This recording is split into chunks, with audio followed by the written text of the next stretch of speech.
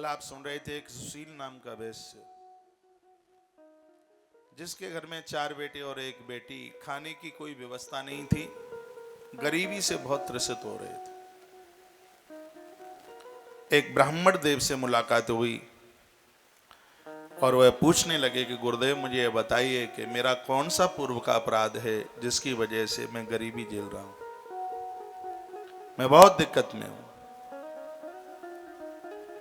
तो उन देवता ने कहा, ब्राह्मण देव ने कहा कि तुमने पूर्व में दूसरों से लेकर के उनको वापस नहीं दिया, तुमने बेटियों का धन खाया और इसका परिणाम है कि तुम बहुत बड़ी गरीबी झेल रहे हो। मैं बहुत आग्रह पूर्वक निवेदन करना चाहूंगा कि कर्जा बच्चों के ऊपर छोड़ के मत जाना। पहले तो उतने काम करना जितनी लंबी चद्दर हो, पाम उतने फैलाना। वैसे भी कहावत है, खर्चा ज्यादा इनकम कम। खर्चा ज्यादा इनकम कम, ये है लक्षण मिटने के।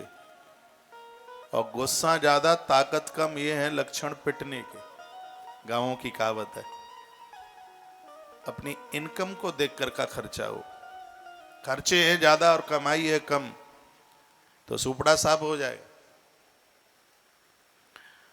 कभी कभी ऐसा होता है कि माता पिता बच्चों के ऊपर बहुत दुनिया भर का कर्जा छोड़ करके चले जाते हैं।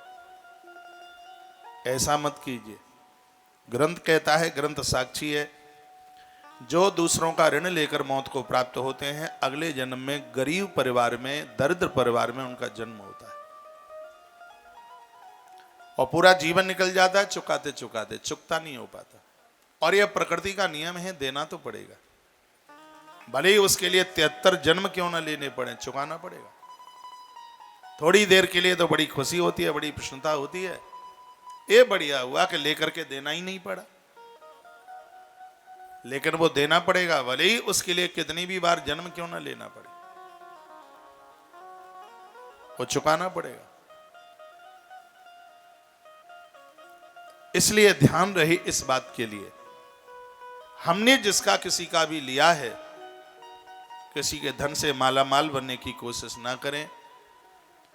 देने की आदत हो, अपना हिसाब किताब साफ सुथरा रखें। आप सुबह ही सुबह अपने घर में झाड़ू लगाते हैं, घर कितना चमकता है, कितना अच्छा लगता है, कितना बढ़िया लगता है, सुबह ही वो साफ सुथरा हो जाता है। जैसे झाड़ू लगाने पर घर बहुत अच्छा लगता है, चमकता है, हिसाब किताब साफ रखने पर जिंदगी भी ऐसे ही चमकती है, दमकती है। मांगने वाले लोग तुमसे तगादा ना कर पाए, उससे पहले हिसाब चुकता कर दीजिए। आप उधार लेते हैं, ये बेकार नहीं है, आप समय से अदा कर देते हैं, ये अंदर खूबी होनी चाहिए। एक ब्राह्मण ने कहा कि तुमने लेकर के कभी किसी को दिया नहीं, तुमने कभी मठ मंदिर में कभी कुछ चढ़ाया नहीं, तुमने कभी बेटियों के हाथ पर पैसा रखा तो नहीं, बेटियों का तुम लेते रहे, और उसी का ये परिणाम है कि तुम गरीबी झेल रहे हो, तुम दरिद्रता झेल रहे हो।